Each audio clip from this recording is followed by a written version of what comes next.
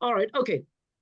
So option agreements are very, very simple. In fact, I actually wrote the crux of an option agreement already in the group, which was the benefit to the landlord. The biggest benefit to the landlord is that it's their property that we are maximizing. So it's their land that we are maximizing the value of. Okay. While they have zero risk. And the benefit for us is that we maximize the land value, a portion of that for us, depending on how you negotiate the deal, without necessarily having to buy the land or the property. Okay.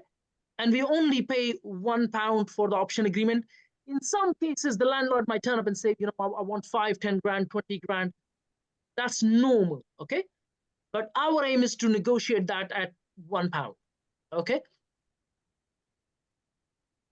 In essence, when we approach a landlord, our job is to obviously build that credibility, build that rapport, build that trust, but at the same time, you know, presenting, okay, we are the expert in the field and that we can maximize the value the most.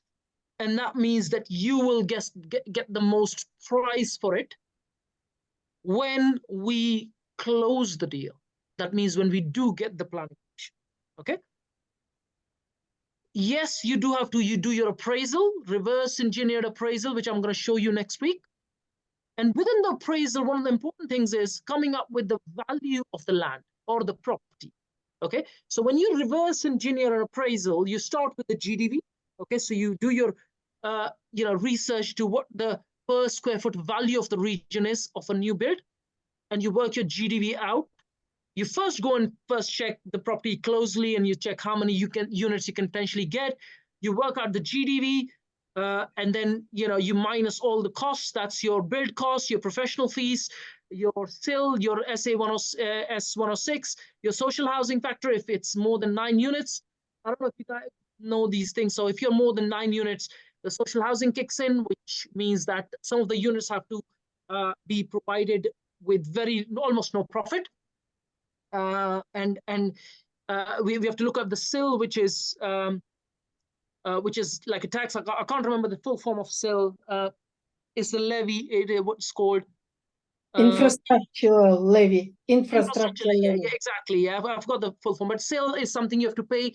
Even if you're doing like 4 units, you're likely going to have SIL. If it's a one single unit, I've not seen SIL.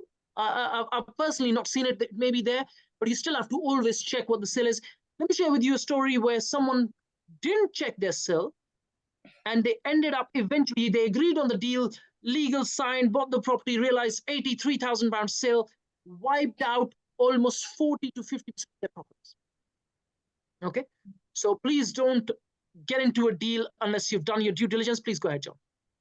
Can a SIL bill completely wipe out even the choice of actually doing something with some land? Like, if it's too high, is it like, well, we can't do this? Or is it okay to break even?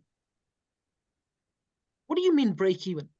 Well, because when you're saying that there's no profit in some of them because of the size of the SIL bill. Yeah, no, I didn't say no profits. I said it wiped out quite a bit of it. So about I think it was 40% profit that it wiped out. So imagine if it's 83,000, 40%, you know, he was working about 200 grand profits, 83,000 SIL bill, literally 40% of the profits wiped out. Yeah, I wouldn't have taken that deal if I knew, you know, if it was me. I didn't do that deal. It was a friend of mine. But if I knew 83,000 pound SIL bill, you know, I wouldn't take a deal like that if it's only 200 grand profits. Okay, so yes, you do have to check every factor, fortunately and unfortunately, and there's a whole process of things that you have to go through before you can prepare an appraisal. Okay, I came across another site where the guy had not checked the land, and eventually it needed underpinning, which meant that there was another 80 odd grand bill that he had not calculated, and eventually pulled out of the deal because he had not committed to it. Another one that I came across is someone bought a piece of land in Croydon, and I actually did the funding of it. I did the development, the bridge loan for it. And after buying the piece of land, he realized, and Croydon is it's in two parts almost. So one is the expensive side and one is the not so expensive side. And he ended up paying the price of the expensive side for the non-expensive side. So he had overpaid for the land. And that's because he was not a developer. He was more like a builder, and he didn't know how to do an appraisal. Okay. So going back to option agreements and the way we are supposed to negotiate these is, first, we got to have a clear appraisal in place. We go and check the property closely. We don't offer like a money for the deal in the first meeting, because we got to see the property closely. We got to check the planning history. We got to check everything about the property. The land could be contaminated. There's loads of factors we need to check. But once we come back and we do an appraisal, our job at that point is to come up with a really close to accurate figure for the actual value that we can provide for the land or for the property. And the only time we do that deal is if we can maximize the value of the land. So to give you an example, if let's say the property is worth about $1 million, okay, and we do our appraisal, we come back with the value of $1 million, he has no reason to give us the property, because we're not maximizing the land of value. We're only coming up with the exact value that it already has. Everyone on the same page? Please raise your hand if you know what I mean. Yeah. So unless we can come up and say, hello, Jack. Yeah. Hello, Jack. Can you hear me? Yes. Who Yes. is meant to do the appraiser then? Because now I'm confused. No, we are supposed to do the appraisal. Who is meant to do the appraiser then? Because I'm a bit confused now. Did you say who is meant to do the appraisal? We are the one buying the land. Yeah, so we are going to do the appraisal. We are going to do the appraisal. Okay, because the reason why I ask you, the reason why I ask you is because when I sent you a land last week, I'm listening. They have to be appraisal. You understand what I mean? No. But that's what I'm confused. No. There's a so okay, you're looking at it from a different perspective, Grace. Okay, when we approach a landlord, because we are doing direct off-market deal, we are the one who needs to do appraisal. But if you pick a deal from the market, they need to bring the appraisal on the table. Grace, appraisals cannot be done. It's not a day's job. Okay, it's not a day's job. A small appraisal of, let's say, even 2 semis can take a week. So imagine if you gave me a property and you said, can you do the full appraisal? Yeah. So if you give me the job and said, okay, here's the deal, can you do the appraisal? It's as a bare minimum, it's a week's job. If I'm going to invest a week of mine, I'm going to go ahead and charge literally. Yeah. So you understand that. So if we approach, we need to do the appraisal. I understand. If it's on the market, they got to have an appraisal ready. They can't just sell a property without appraisal, or they shouldn't be selling a property without appraisal. It's a waste of time. How much do you charge for the appraisal? So Anara, if someone gives me, to do an appraisal, I don't do it. I say no, because it's not worth my time. I do have someone who would charge roughly in the region of 500 a day. So if it's a 7 days work, he'd probably charge 3,500, 4,000 pounds. Okay, but I wouldn't do it at no cost at all. Like, someone approaches me and really insists in saying, can you do this appraisal? If let's say it says it's going to take me a day, I'm probably going to charge 10,000. Okay. Okay. I'm not going to sit there and say I'm going to charge £50 an hour to do your appraisal. For example, I've done appraisals for foreign investors. What do you charge? Now for me, it was interesting how you charge. Yes, I charge. Okay, cheaply. so if someone is in the market and doing appraisals, remember, I'm not the appraisal expert and I don't do this. But if someone is in the market doing appraisals, they can easily charge 400 a day, 350, 400 a day is easy. Okay, I mean, I would happily pay someone to do an appraisal for $350 a day. Okay. That's barely £50 an hour. It's not a lot of money. Appraisal is a tough job, and if you are doing a good job with it, you deserve that money, maybe a bit more. Okay. Thank you. So going back to appraisals, if let's say I was saying, if let's say that the property is worth about $1 million, and if you can't maximize the land value, let's say you do the appraisal and it comes at land value or the property value at $1 million, the guy has no reason to sell you the property because you're not maximizing the value. Or for that matter, there's no point of converting that deal because you're not maximizing the value. Okay, it's not financially feasible. Okay, if only you can maximize the value to, let's say, 1.5 million. Okay, only then it's practically worth it, and say, okay, hypothetically, let's say you split the profits. The profits would be, the landlord walks away with 1.25 million, you walk away with $250,000, everyone wins. I would probably, maybe offer 1.15 or 1.2, and I'd say I'd take the 350. Okay, but that's how you got to look at it, because if there's no maximizing land value, there's no deal there. Okay, so when we walk in, like I said, we obviously build a bit of rapport, create a bit of trust. We share about ourselves, what we do. We listen to the landlord's challenges. Okay, he could be ill, he could be going through a divorce, he could be maybe wanting to move to a different country, maybe he's got a big mortgage he just can't pay. It could be a million reasons for someone. Maybe he's lost his job, maybe there's way too many reasons for someone to sell and or sign an option agreement. But always we got to find out from using the GROW model, what the landlord's challenges are, and what is he. So when you present the appraisal,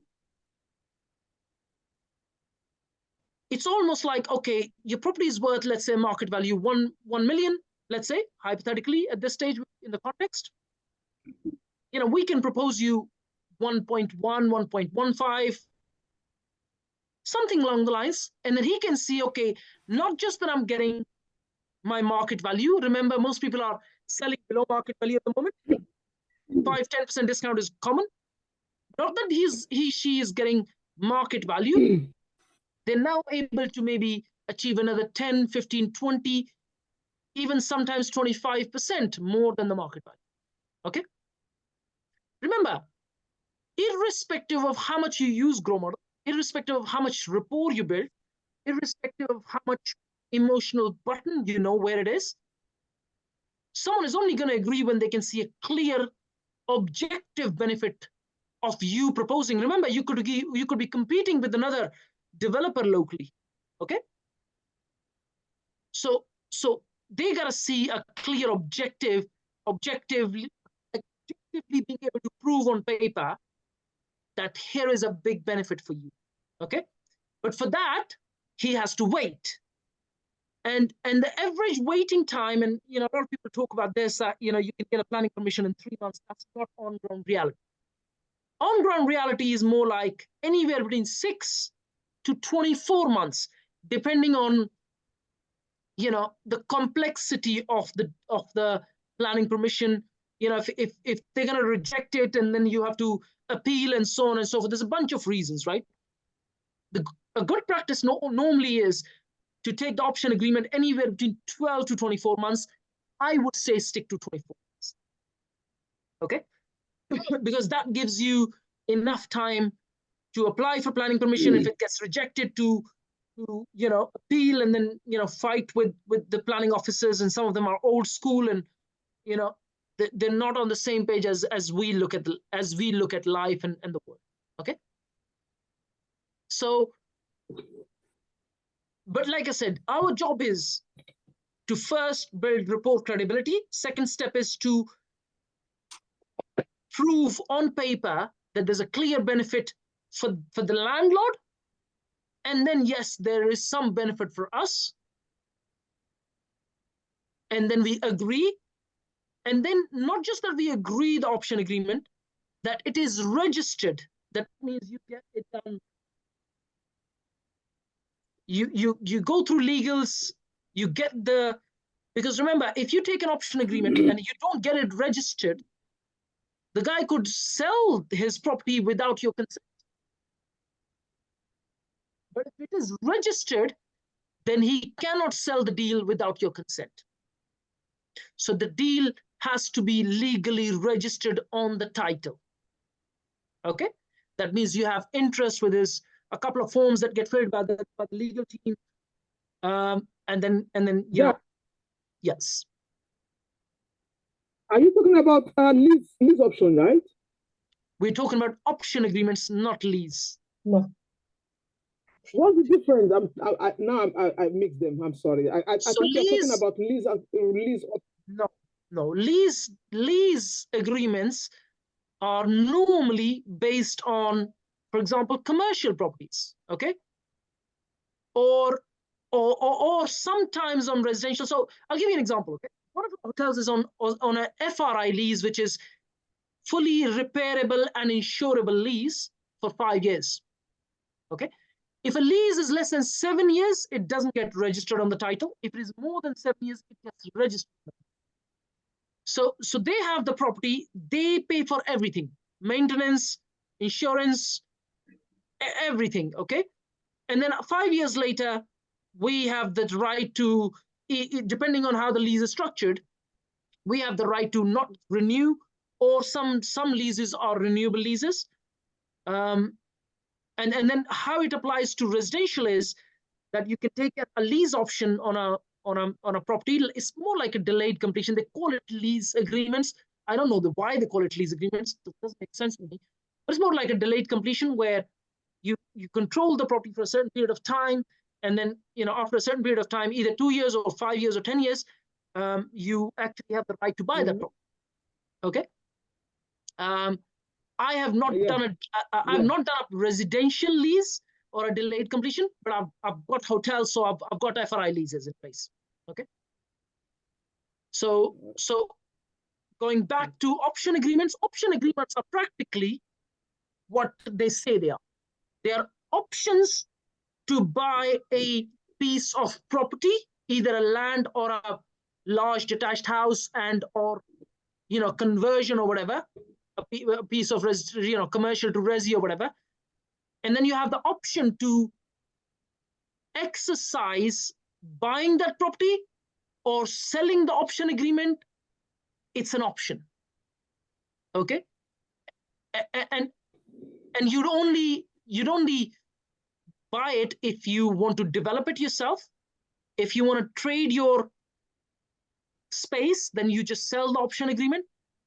And then it comes with a date. So either 12 months, 6 months, 18 months, 24 months. I recommend minimum 24 months. 24 months later, you have to close, like you have to buy that property. Okay. Sorry, let me rephrase my words. You don't have to buy that property. You have the option to buy that property. Okay, so if let's say you apply for planning permission and you don't get planning permission, you have the right to leave that as well. So you can just leave it. You're not going to exercise your option. Okay, in that case, you probably lose a little bit of money on, not a little bit, quite a bit, tens of thousands on architects, planners, legals, and so on and so forth. Okay, but at least you're not bounded by, oh, I have to buy this property. Because remember, if you're playing in Southeast, even a detached house is worth about £1 million. Okay, where the values are sort of 450, 500 a square foot and above. A small property is worth about £1 million. So if you take an option agreement and you don't have the million at the end, you can just not buy it. But if you take the option agreement and then you get the planning permission, then now it's worth maybe 1.5 million, 1.8 million, 2 million, depending on a few factors. Okay. Everyone on the same page with me? Okay. Any questions at this stage because option agreements are very clearly correlated to appraisals. You cannot agree an option agreement if you don't know how to do your appraisal. Okay, like literally all your or most of your negotiation tools come from that spreadsheet. Okay, John, go ahead. You know, you talked about contaminated land and things like that. Can you get do the government offer like grants for like complicated and difficult bits of land? Because obviously it's in their best interest for things to go forward.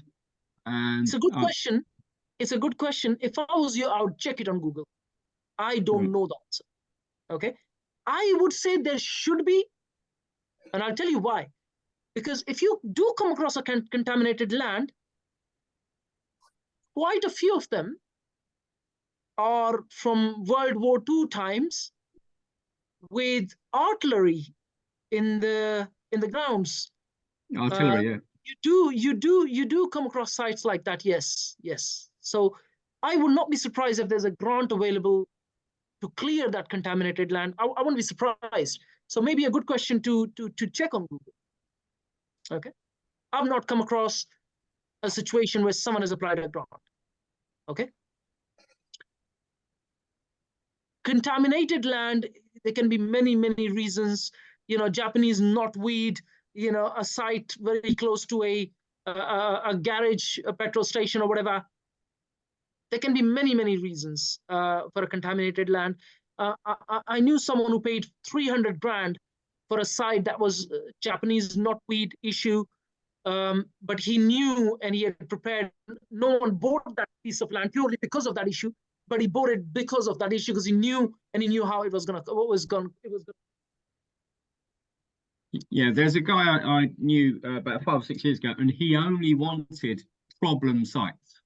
Yes, because he knew what to do, and apparently you can get really big discounts as well. So you know what, sites, you got to remember, it's a very competitive market. So when you go out and there are sites that no one is touching it, it's because someone has gone in, you know, not just one, but probably many builders and developers have gone in and they've checked and they just don't know how to do it and are not prepared to put the risk in to get the work done. And when you go into a trouble site, as long as you know what it's going to cost to, you know, correct that issue, then you got a deal there because no one is touching it. You found a good way to, or a cost-effective way to clear that problem. You've got a deal there because no one is touching it, and that also gives you the negotiation power because no one else is touching it. Okay. Yeah. So yes, in fact, I interviewed another developer some time ago. It's on my YouTube channel. He only touches trouble sites. Yeah. But he knows with experience what that trouble is going to cost him. That's his niche. He literally walks into sites that no one wants to touch. Yeah, okay. I've just written that down. Problem sites could be a niche. Oh yeah, perfect niche. It's a very good niche. Yes. And more risk, more reward. Remember, if you come across something that you know nothing about, either you prepare. Okay, let me say this. Okay, people who practice, they bleed less in war. So the more you practice and know what something is going to cost, the less you will bleed when you do deals. Okay, you know, I bought this hotel, and let me share with you what happened so you can see through a bit. I came across this hotel, you know, just after COVID. I walked in, old school landlord, barely heard about booking.com. Remember, it's a hotel. Booking.com is dominant. Never heard, they said, oh, we only got to know what booking.com is. So I thought, oh, amazing. Like the guys don't know anything about running a hotel online. And that's a great deal for me because that also means they don't know the potential. They had 31 rooms, only 20 operational. 11 rooms not getting used. I bought that hotel. I converted, you know, like I refurbed all the rooms and now it's an operational 31-bed hotel. And I got it like literally 35% discounted. Okay. And I ended up adding value, and so we are sitting on a really good, decent rental income on that. We don't even run it. It's just rented out on FRI lease. Yes. So the same formula applies to a development deal. You come across a landlord who doesn't know anything about property or property development. All of a sudden you are in the right space, because just because he doesn't know much is a if you do a SWOT analysis, that's a major benefit to you. Okay. Our job is not to make them aware of things. Our job is to get a deal done. Okay? You only make them aware of only as much as to get the deal across the line. Your job is not to educate them, not in land deals. Okay. Yeah. Like I said, appraisals are heavily correlated to your option agreements. You can go build rapport, you can go build trust, but when you start talking numbers, we don't. So first is to approach them, build a bit of rapport, create a meeting with me, let's say. Once I have gone in and I've checked the property, either physically or virtually, and we've checked, done the basic due diligence, then we go in with an appraisal, and then we talk numbers. So it's almost like a third meeting before we even take the appraisal. Okay.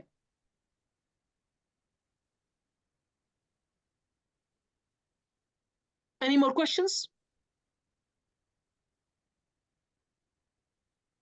Can I go back to our very, very first thing we were talking about the bungalows and detached Yes. things? Yes. How will I know that what I look at is worth going for? Okay.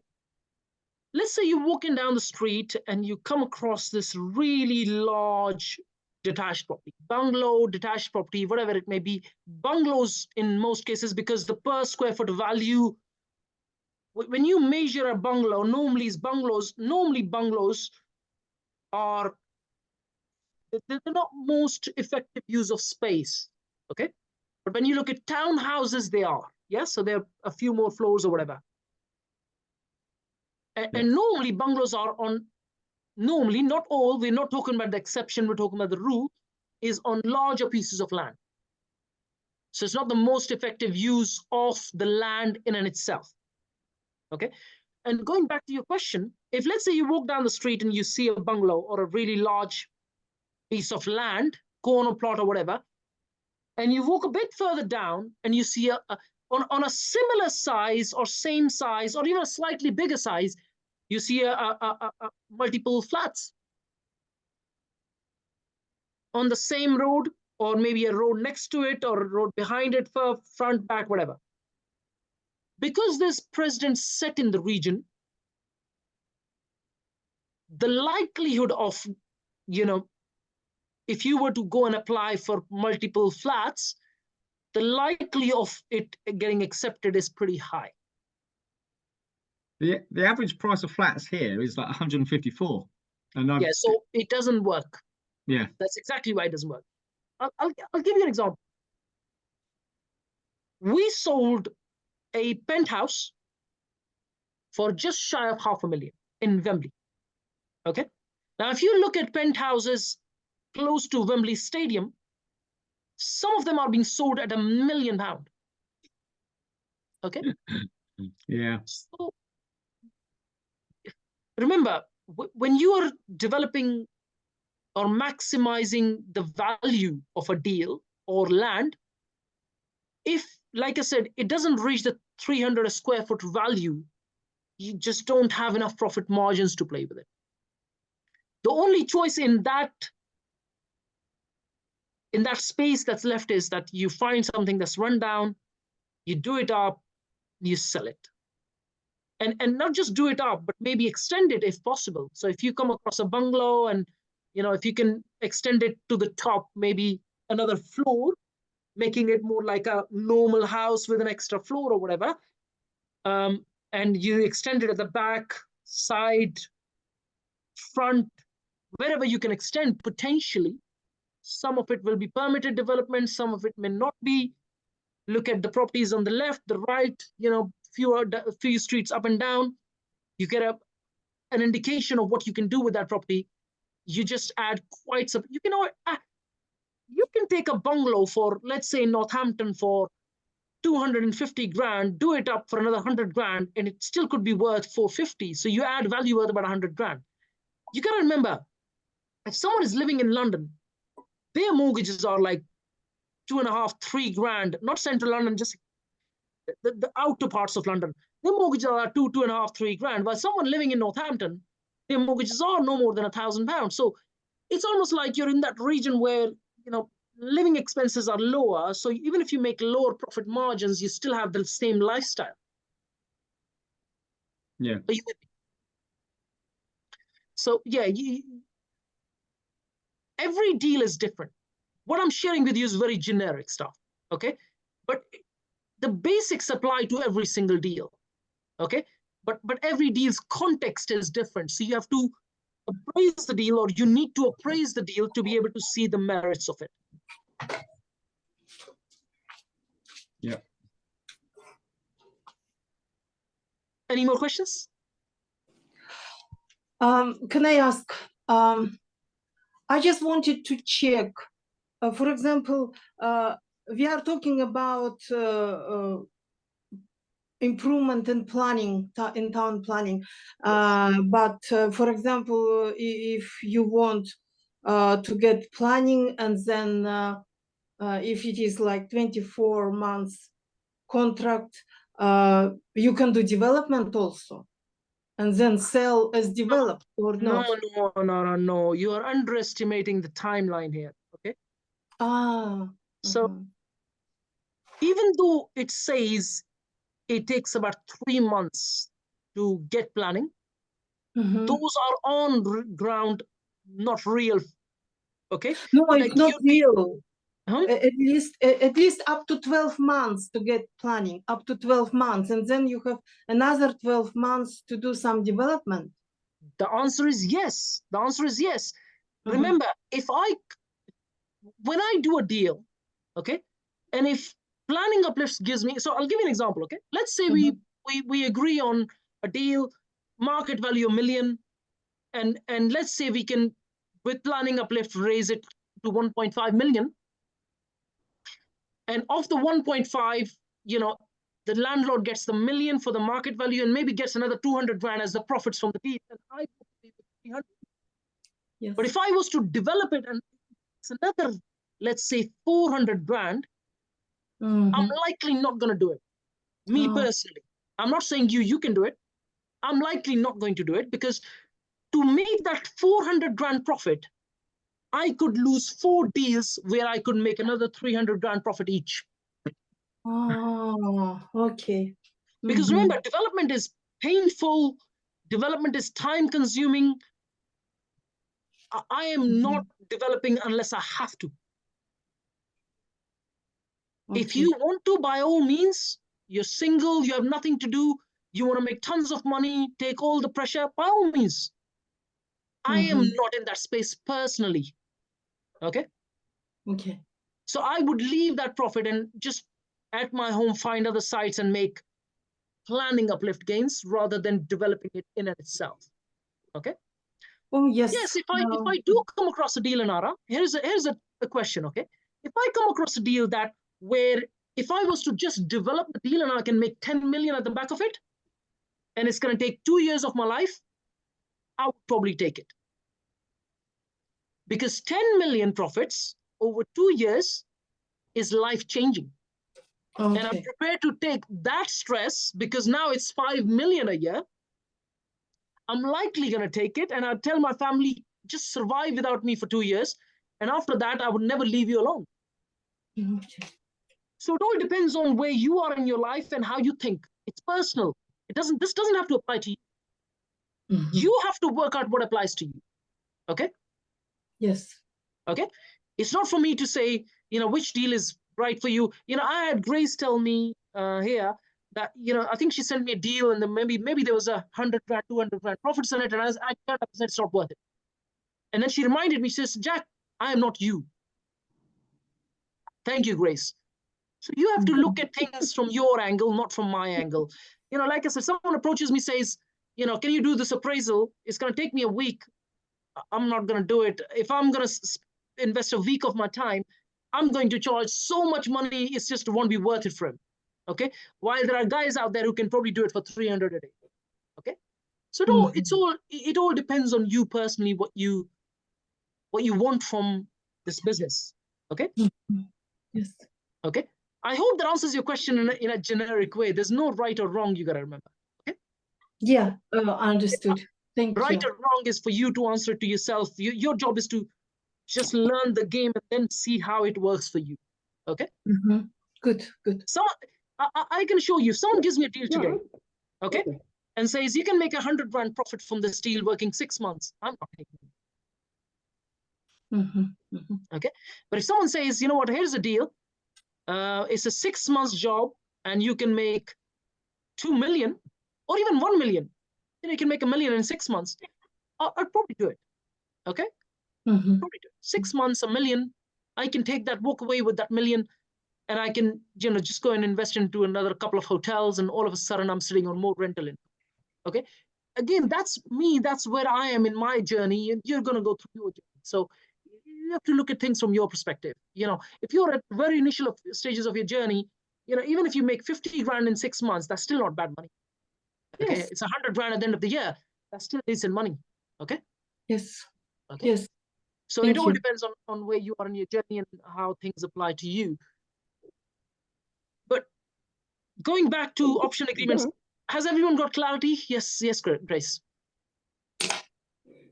Please, sorry, I just want to take you back slightly, to the appraisal and the planning portal. What's the difference between those two? You know, I was asking you during the week.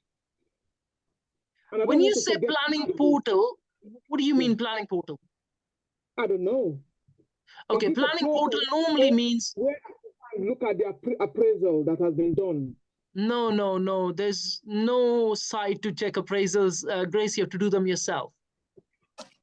Okay? So, planning portal means where you check... Planning portal means, from my understanding, is where you check planning applications or what's been submitted or what's been approved, which is on the local council's website. Okay. So there are two different things. Okay. Yes. Any more questions, guys? So we have Grace, Natasha, Anara, John. Yeah. Any more questions? Yeah. Go ahead, John. Yeah, I'll do a quick one. I haven't actually signed up to any portals yet, but do you think Land Insight is a good one to get on first? Yes, John. It's very expensive. If you can afford it, by all means, yes. Probably not just yet then. Yeah, it's not cheap. It's not cheap. It's a lot of money. Okay. And if you're not using it and or don't know how to effectively use it or don't know how to do the appraisals at the back of that and or look for where the deals are, you'll just be wasting money. So what would you advise is the best way for me to look right now, apart from walking streets? Not that I want to say this, but trouble me. So trouble you? Oh, what, from Nimbus? Just message me and say, Jack, you know, where can I find deals? Okay. I'd probably jump on a call with you for a half an hour, show you where the deals are, make you a list. You can go and approach those deals. I still haven't had the time to fill up the sheets for some people. I think I have Natasha. I've given you some deals. Grace, I've given you some deals. Anara is left, and John, you're left. So on your end, I was still waiting for you to give me an area which is above 300 square foot. But if that's not the case, then you could just ask you or make a list of deals that are probably flips in the region, you know, and then you can approach them and we can play from that point. Okay. Yeah. Anara, Can I ask for that now? I am busy today. I'm busy all day tomorrow.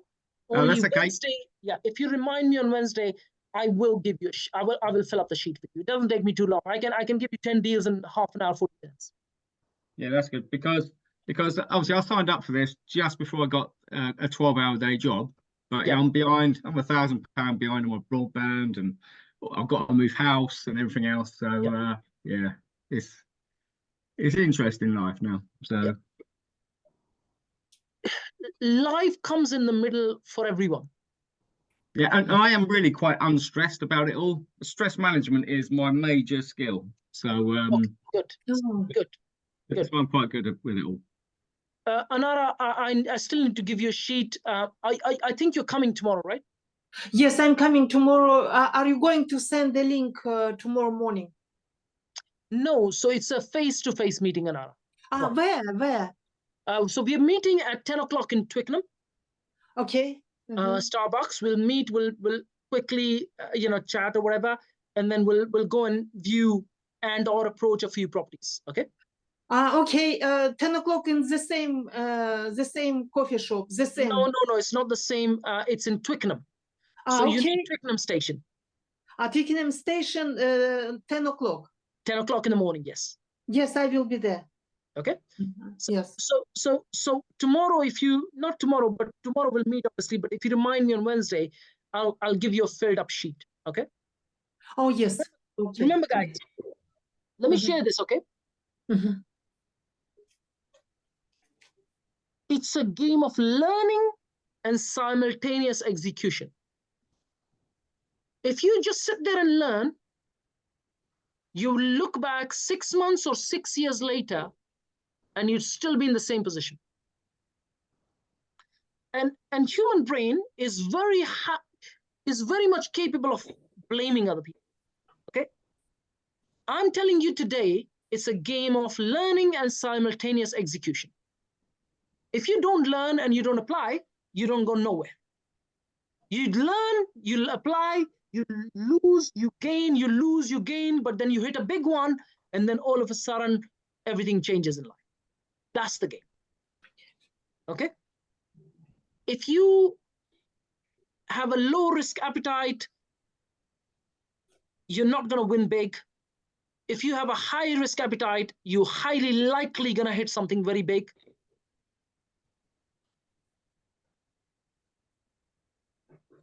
Like I said, it's a race of hare and tortoise. Okay? And I can assure you, property game is like literally like completely tortoise game. Slow, steady, and every step of the way you pick a deal and then you win. And if you're really, really careful, you just reduce your chances of losing any money.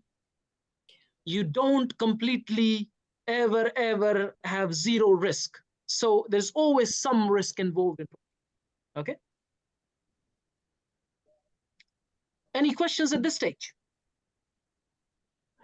I will cover appraisals of, I'm covering 3-4 things. I'm not covering a million things. Okay. I'm covering rent to HMO. I can do an appraisal in 10 minutes max. A flip, I can do an appraisal in 10-15 minutes.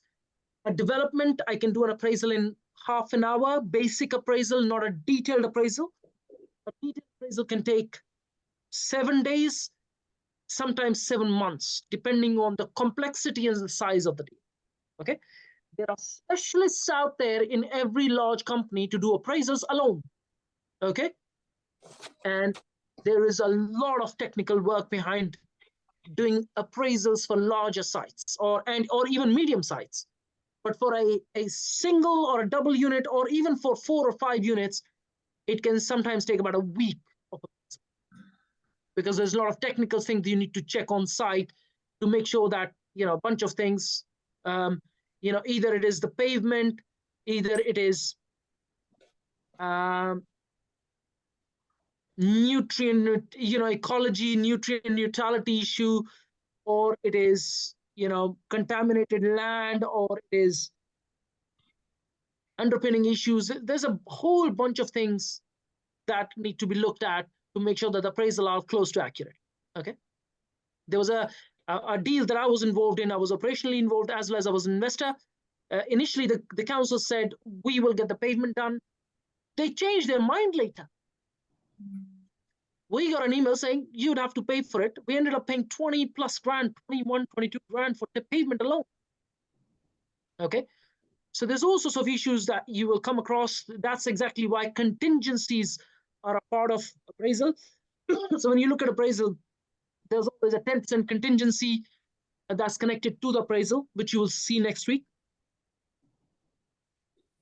Yeah, that's where we are. Yeah, next week I might be in the van again, just listening. Not a problem. Not a problem.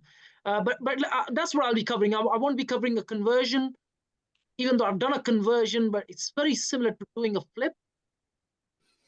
It's very minor differences. It's not major differences. I've not done a commercial to resi, so I don't know that, but I've done a conversion as in, not a conversion, but more like a refurb, major refurb, of a hotel, which requires all sorts of compliance, which is exactly the same as a HMO. Yeah, okay. In Northampton, I think commercial to resi, there might be more opportunities for that, because I keep walking past the same block of offices that have been empty for years. Yeah, and keep meaning to look, and I haven't looked, and I've written it down to to look, at least find out who owns it. Yeah, reach out to me if you feel there's one, and then we can negotiate it together. Okay.